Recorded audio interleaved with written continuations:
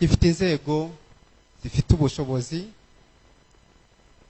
bwo gutahura niba yari accident isanzwe kuko ishobora kuba atariyo.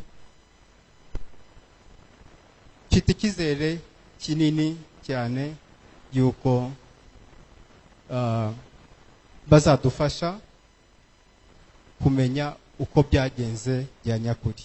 Abababaye nimwihangane vuba tugiye gutaha.